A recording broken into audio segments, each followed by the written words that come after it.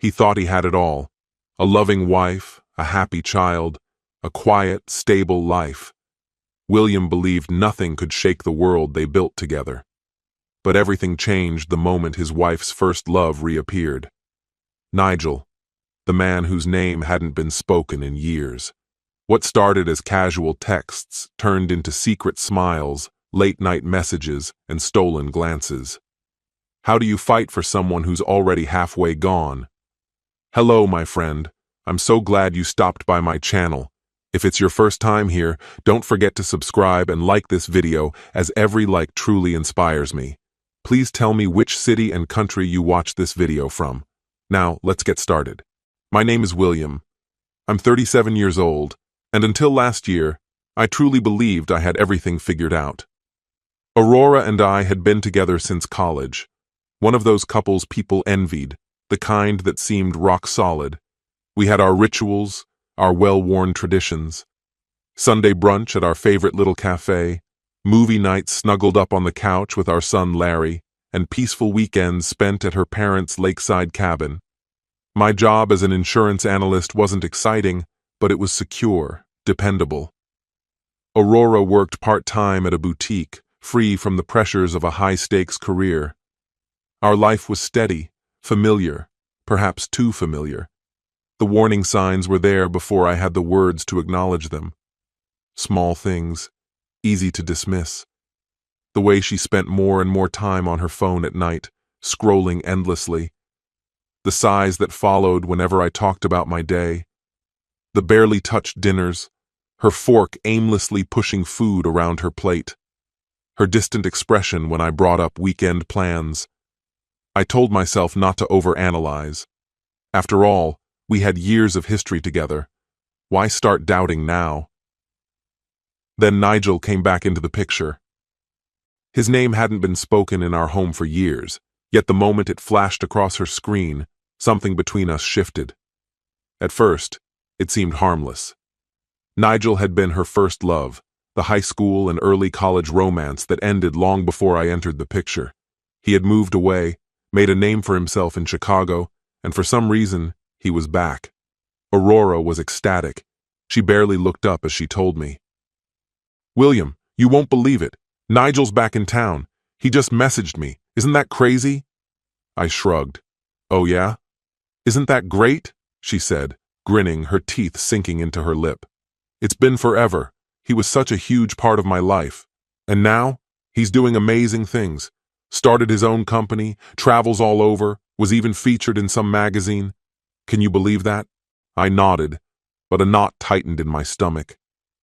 That was the moment I sensed it.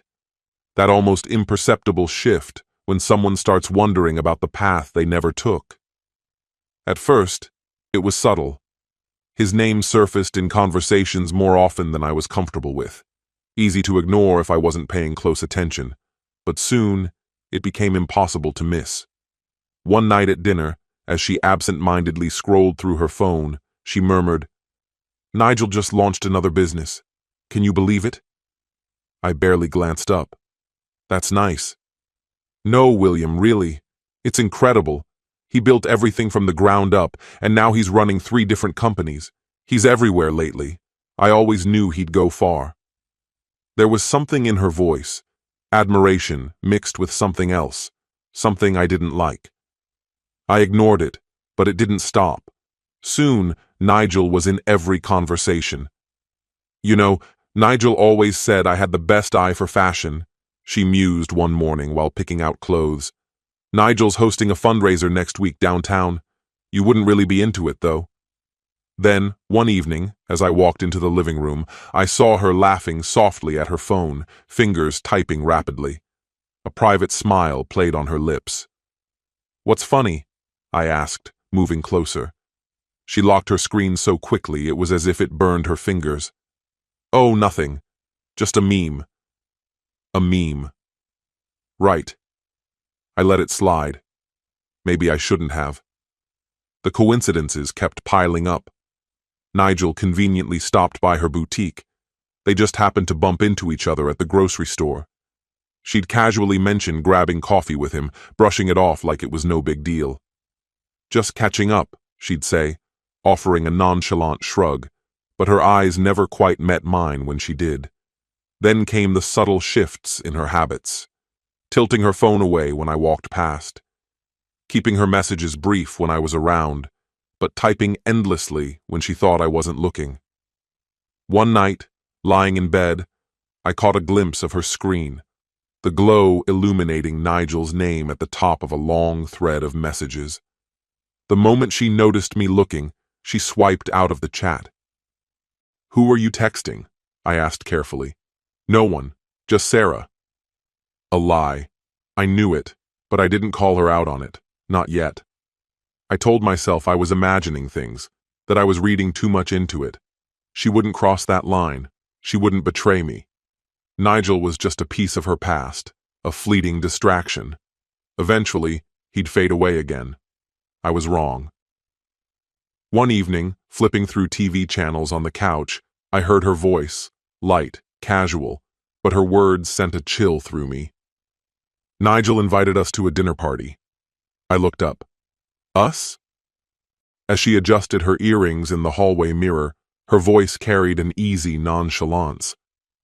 "He actually thinks you two would hit it off. Says he admires how dependable you are." That last word, dependable, hung in the air a little too long, like it was something to be measured, weighed, like she was already setting us apart. Nigel, the globe-trotting entrepreneur, the man who collected new experiences like souvenirs. And me, the reliable one. "I don't know, Aurora," I murmured, my doubt creeping in. "Are you sure this is a good idea?" She turned swiftly, exasperation flashing across her face. "Oh my God, are we really doing this?" I hesitated, but her expression made it clear this wasn't a discussion. "William, Nigel's just being friendly. You're acting strange about this." Strange, like I was the one reading too much into things. I let it go. What else could I do? But that night, something shifted. It wasn't just the dinner invitation that gnawed at me. It was everything around it. The comparisons had been subtle at first, but now they were unmistakable. Little remarks, slipping into conversations like casual observations. Nigel's work ethic is unbelievable. It's so motivating. Did you know Nigel's already been to 10 countries this year? That kind of lifestyle must be incredible. Nigel really listens when people talk. You can tell he's fully engaged. Individually, they were just comments. But together, they became something heavier, sharper. Then the hints grew bolder. "I just wish you were more, I don't know, driven." She said it offhandedly one night as we were winding down. I was brushing my teeth. She was perched on the edge of the bed, scrolling through her phone. The words were light, but they struck like a weight. I stopped mid-motion, toothbrush still in hand, and met her gaze in the mirror. "Driven?" I repeated, my tone deliberately neutral. She shrugged. "I mean, don't you ever want more? More than just this?" She gestured vaguely at the room around us, our home, our life. "I work hard, Aurora." I know, she said quickly, too quickly. "It's just, sometimes it feels like you're content staying in the same place forever." I spit out the toothpaste, turned to face her. "And that's a bad thing?" There was a pause before she forced a smile. "No. Just forget I said anything." But I couldn't, because I knew exactly what she meant. Nigel was ambitious. Nigel was exciting. Nigel was moving forward. And me? I was standing still. And then, the small things started standing out. The way she put extra thought into her appearance before seeing him. Dresses she hadn't worn in years, heels she once swore off, perfume she only used on rare occasions. And her laugh, the way it sounded lighter, effortless when she was around him. And he noticed. His gaze lingered just a second too long, his smile stretched just enough to make my hands clench under the table. And she absorbed it. At home, she felt distant, distracted. Nights spent with her face bathed in the glow of her phone while I lay next to her, pretending not to notice. At work, I found my mind wandering, replaying moments, dissecting words. Was I imagining things? Or was I actually losing her? Deep down, I knew the answer. This wasn't paranoia. This was happening, and it was getting worse. One night, I couldn't keep it in any longer. She walked in from a quick drink with a friend, but I wasn't blind. I saw how she checked her phone, how her expression softened. "Aurora," I said evenly, "I don't want you seeing Nigel anymore." She blinked, then scoffed. "Excuse me? You heard me. I don't trust him, and I don't trust whatever this is turning into." She rolled her eyes. "Oh my God, William. Are we really having this conversation? Nigel is my friend. That's it." I stepped closer. "Are you sure about that? Because it doesn't seem like he just wants to be friends, and you're not exactly stopping him." She let out a short, incredulous laugh. "You're being so insecure. Do you even hear yourself? You hide your phone. You dress up for him. You talk about him more than you talk about me." My voice was steady, but edged. "So tell me, Aurora, who's really the problem here?" Her expression hardened. "If you can't handle my friendship with Nigel, maybe you're the problem." That hit deep. I searched her face, looking for the woman I married. But she wasn't there. I didn't argue, didn't push, just turned and walked past her, straight to bed. That night, I didn't reach for her. The next night, either. For 2 days, silence stretched between us, thick and unmoving. Then, as if our conversation had never happened, she casually mentioned that Nigel was hosting another dinner, that she was going, whether I liked it or not. I almost stayed home. Almost. But something in my gut warned me. If I let her walk into that house alone, I'd regret it. So I went. From the moment we stepped inside, I knew I didn't belong.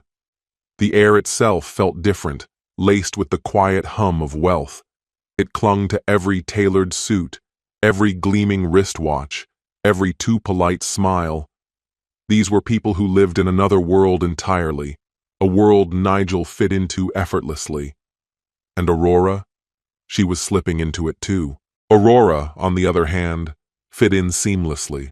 She exuded self-assurance, draped in an elegant black dress I didn't recognize, her heels accentuating the length of her legs. That evening, there was something unmistakably different about her. Nigel's eyes landed on us, and a wide grin spread across his face. "William!" he called out, though his attention never strayed from Aurora. Without hesitation, he brushed past me, pulling her into a tight embrace. It lingered longer than it should have. His hand rested against the small of her back a fraction too long. She let out a soft laugh, tilting her face up toward his. "Still not tired of me yet?" Her voice was light, teasing, too familiar. I stood there, an outsider in my own marriage. At last, Nigel turned his focus to me. "Glad you made it, man." He clapped a hand on my shoulder, a gesture that felt forced, as if we had been old friends. I mustered a strained smile and took my seat. But then I began to see it. The way Aurora leaned in just a little closer when he spoke. The way her fingers brushed against his arm each time she laughed. The way he looked at her, as though she were the only woman in the room. And her face, bright, alive in a way I hadn't seen in years.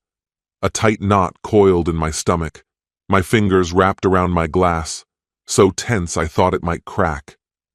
The rest of dinner passed in a haze. I barely touched my meal. Their laughter surrounded me, the private exchanges, the stolen glances. And then came the moment that broke something inside me. Someone joked about exes, just light conversation, but Aurora, with a giggle softened by wine, joined in. "Oh, please, Nigel and I have a totally normal friendship.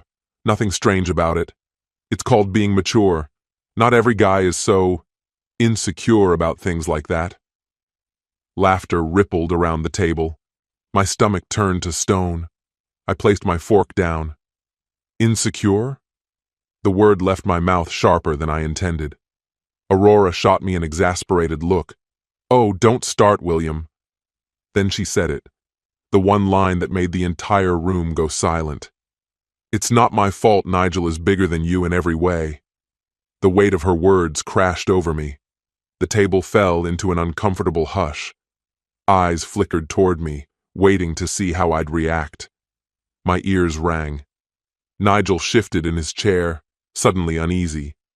Someone coughed into their drink, but Aurora, unfazed, took another sip of her wine as if she hadn't just humiliated me in front of everyone. I let out a slow breath, my hands balling into fists around the napkin in my lap. My voice came out calm, but inside, I was unraveling. "How long have you been pretending, Aurora?" I turned to her, my pulse hammering.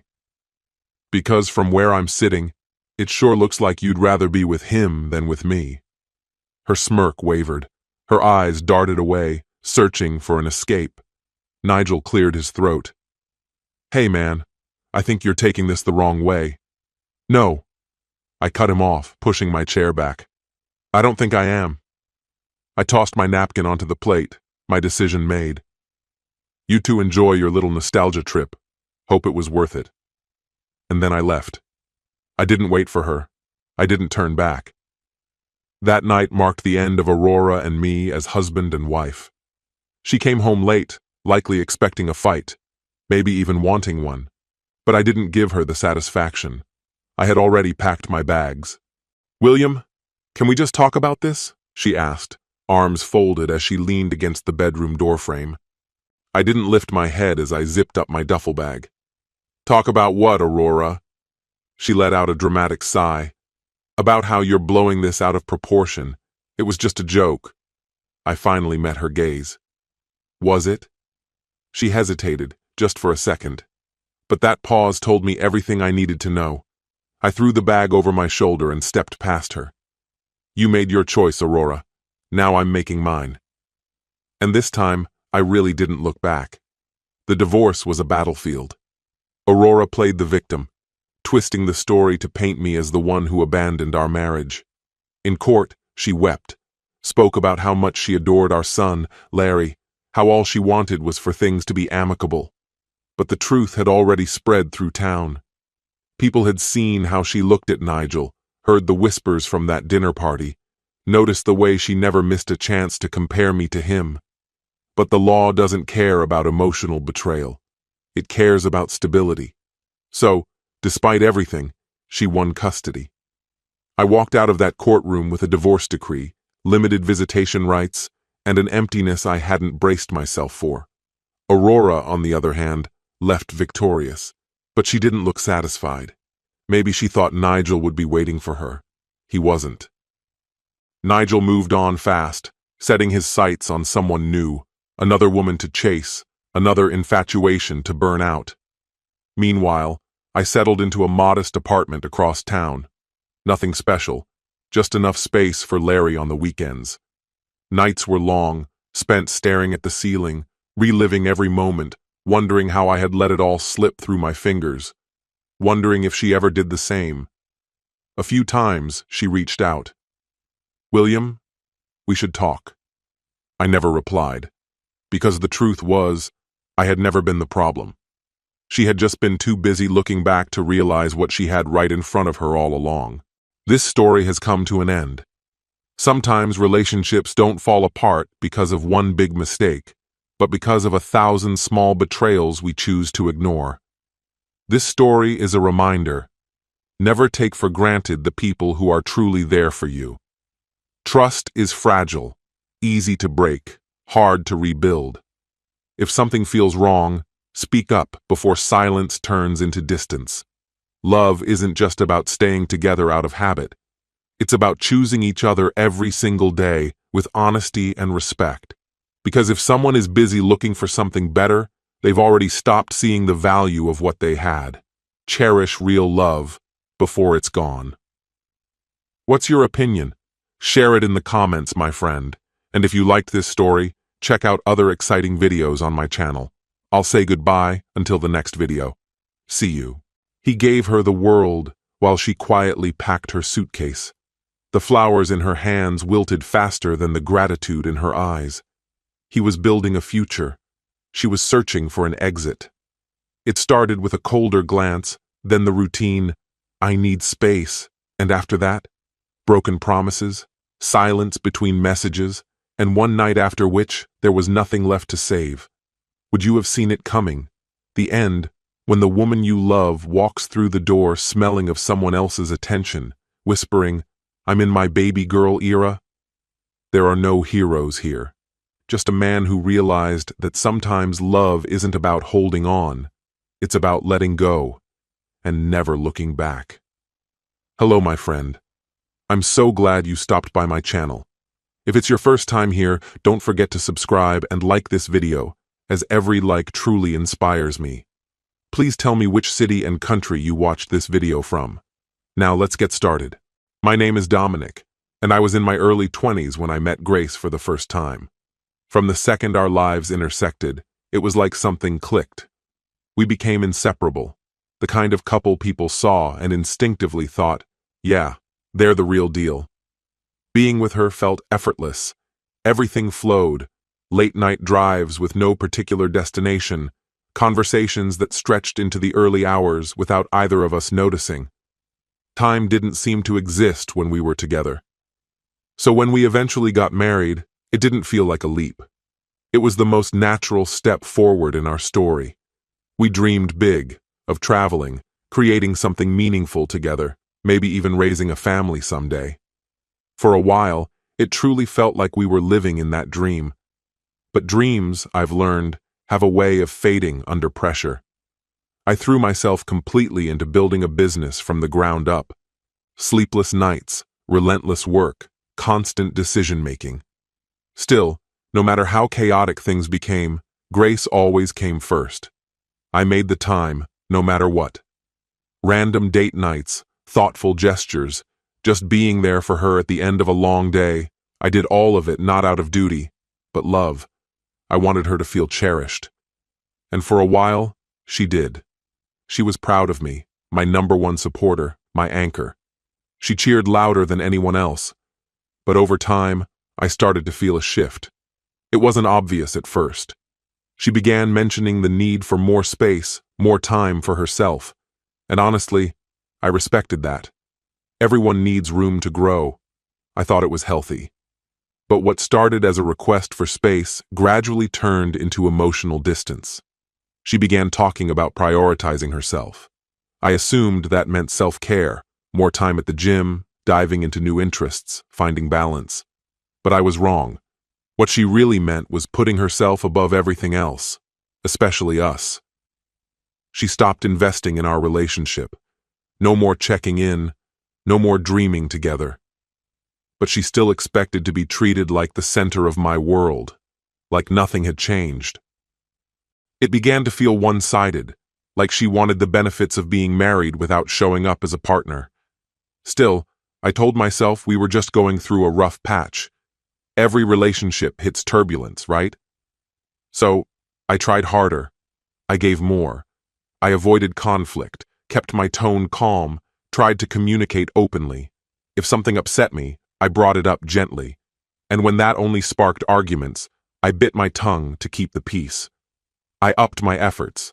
Flowers just because, surprise gifts, the perfume she always wore, even that designer bag she kept eyeing. I wasn't trying to buy her love. I just wanted her to feel how much she still mattered. But my gestures barely registered. She'd thank me, sure, but it was empty. Her smile didn't reach her eyes. More often than not, she was already back to scrolling on her phone before the words even left her lips. And then came the night that changed everything. She told me she needed space, that she had to find herself. I didn't push back. I thought maybe she needed time to reconnect with who she was. So I gave her that space. I stopped reaching for her hand. Let her go out when she wanted. Let her live how she felt she needed to. But as the weeks turned to months, things only grew colder. She became more self-absorbed, like she was the lead character in a movie where I was just some background extra. I wasn't a partner anymore. I was a prop. It felt like she had already decided I wasn't good enough for her. And yeah, that broke me. The woman I'd fallen in love with now looked at me like I was a compromise. And when you love someone who no longer sees your worth, it starts to mess with your mind. You begin to doubt yourself. Did I fail? Was I not enough? Night after night, I lay awake, staring at the ceiling, trying to trace the moment things unraveled. Where did it go wrong? What changed? But deep down, I already knew the answer. No matter how much I loved her, I couldn't hold on to someone who had already let go. I didn't know how much longer I could keep pretending everything was okay. And then came the night that shattered the illusion completely. I stayed up late, like I had so many times before, listening to the hum of cars outside. She'd been coming home late more often, but this night felt heavier somehow. When I finally heard the door open, my chest tightened. I took a deep breath, trying to brace myself. She walked in, slightly off balance, the smell of alcohol hitting me before I even saw her face. She didn't even glance my way, just tossed her bag on the couch, kicked off her heels, and acted like I wasn't even there. I sat up straighter and asked quietly, "Grace, do you even see what's happening to us? This isn't just about staying out. You've been pushing me away for months. I'm trying, but you're not meeting me halfway. Do you even want this anymore?" She let out a short, bitter laugh and rolled her eyes. "Oh, come on," she scoffed. "You actually think I need you? You really think you're irreplaceable?" My heart sank, but I kept my expression still. She didn't stop there. "There are guys lining up for someone like me," she added, her tone sharp and smug. "If you left tomorrow, I'd have someone new before the day was over." Something inside me cracked right then, but I stayed quiet. She straightened her posture, like she was finally saying what she'd been holding back. "I'm done living by anyone's standards but my own. Not yours, not society's. This is my life, Dominic. And I'm finally stepping into it. I'm in my baby girl era now. So either get with it, or get out." That was the turning point. The exact moment I knew it was over. Whether she had left me behind or I had already disappeared, I wasn't sure. There were no dramatic confrontations, no tearful farewells, no desperate scramble to salvage what was already unraveling. What was the point? Her decision had already been made, and I was no longer part of the life she envisioned. So, I did what felt most logical. I stepped back and let her walk away. The next morning, I searched for the best divorce attorney I could find and made the call. I wasn't out for revenge or interested in dragging things into a messy fight. I just wanted a clean departure. The process moved fast. No kids. Nothing worth fighting over. Not the house, not the money, not even the couch. I wasn't chasing fairness. I was chasing peace. I didn't even attend the final meeting. My attorney took care of it. And once the papers were signed, I kept the vow I'd made to myself. I vanished. No follow-up texts, no late-night phone calls, no emotional monologues. I simply removed myself from her world. At first, it didn't seem to faze her. If anything, she seemed relieved, like a burden had finally lifted. She embraced the break like it was a fresh start, a breath of freedom. Occasionally, I'd stumble across her social media, photos of nights out, drinks in hand, smiling like she'd just escaped something suffocating. Her captions preached about new beginnings and rediscovering her worth. It looked like she'd moved on with ease. She jumped into dating almost immediately, and of course, plenty of men noticed. But it didn't unfold the way she'd imagined. Yes, they noticed, but not for the reasons she had hoped. The attention was shallow. Most weren't looking for depth, just distraction. And the rare few who did want something real, they weren't the kind of men she desired. I didn't see it play out firsthand, but people talk. One relationship after another fizzled out. None of them stuck. Eventually, the validation she once craved started to feel empty. The self-assurance she wore so confidently began to fade, and for the first time she was truly on her own. Not for healing, not for clarity, alone, because she'd let go of the one person who had truly loved her. How do I know? Friends still talk. They say things, they notice, and as for me, I had choices to make too. I could have numbed myself with meaningless encounters, tried to fill the silence with distractions. But I didn't want that. I had already spent too much time in a marriage where I felt invisible. This was my chance to reclaim who I was. So that's what I did. I threw myself into work, using it as the foundation to rebuild. I focused on growing the business I had started from nothing, pushing its limits, strengthening its structure. It wasn't just about success. It was proof that I still mattered outside the role of someone's husband. Progress was slow in the beginning, but it came. The business began to thrive in ways I never thought possible. And slowly, I regained a sense of control over my life. I turned my focus inward too, on my health, both physical and mental. I hit the gym, not to impress anyone, but to feel whole again. I improved my diet. I prioritized rest. I began treating myself with the care I had long neglected. And somewhere along the way, I faced a hard truth. Some people will never truly appreciate what you offer, no matter how much you give. I made a quiet promise to myself. I would never again settle for less than I deserved. Not out of loneliness, not out of fear. I learned how to be by myself without feeling lost. I discovered how to sit in solitude without craving escape.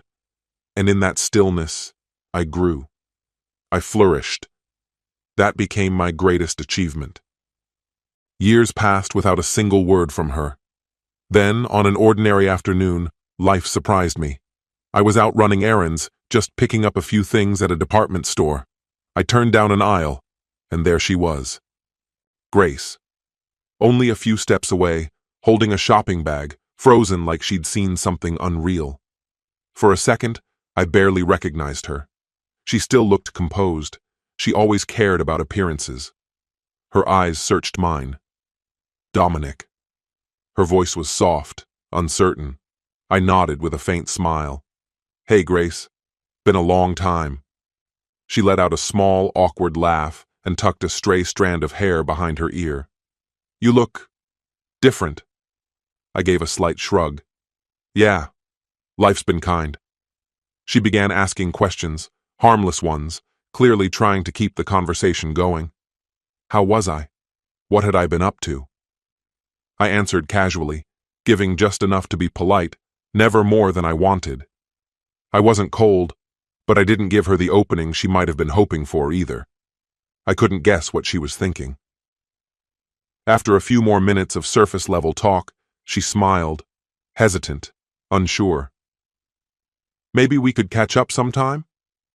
I returned the smile, calm and composed, but I didn't agree. Yeah, I think a part of me always sensed it.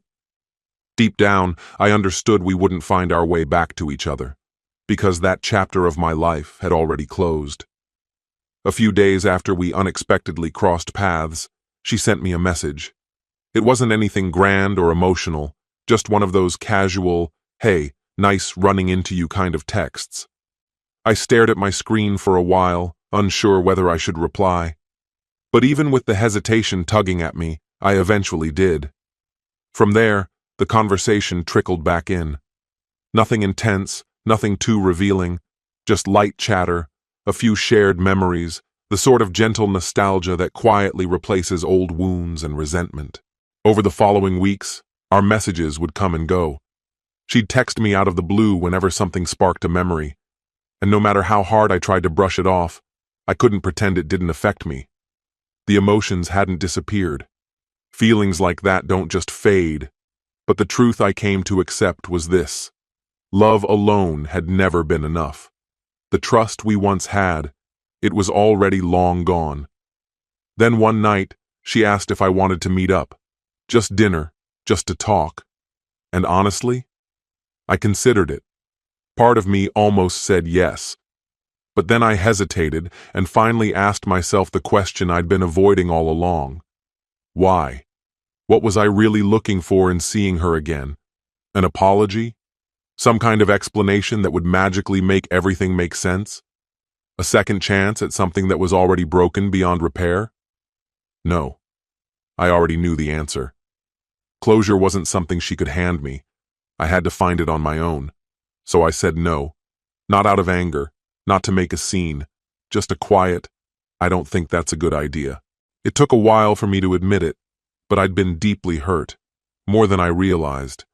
When Grace walked away, it wasn't just that she left, it was how she made me feel. Like I wasn't worth holding on to, like I was easy to replace, like I fell short. I tried to convince myself I was fine. I buried myself in work, pushed harder at the gym, surrounded myself with friends, but the heaviness never really left my chest. And I knew if I didn't face that pain directly, it would bleed into every part of my life.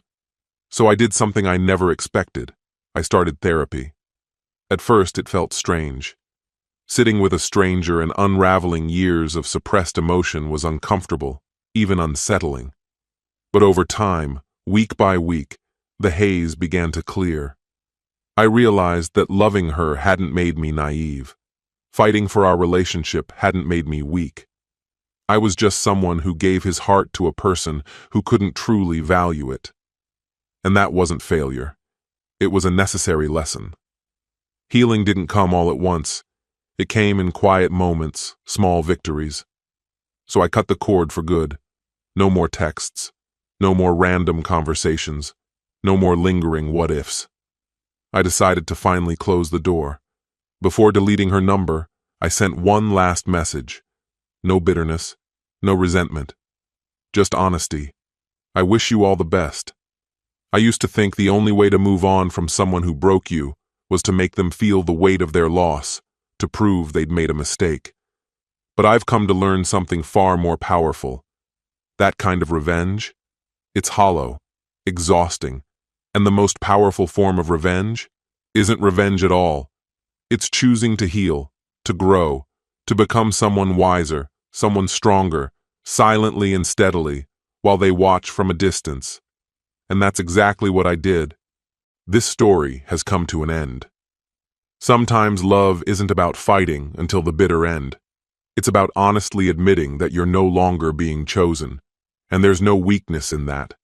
True strength lies in walking away with dignity, without diminishing your own worth. We often hold on to people while forgetting to hold on to ourselves. But respect isn't something to be earned. It's something you should never lose for yourself.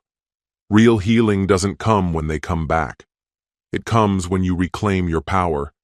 And if someone failed to see the treasure in you, it only means they never knew how to cherish it. What's your opinion? Share it in the comments, my friend. And if you like this story, check out other exciting videos on my channel. I'll say goodbye until the next video. See you.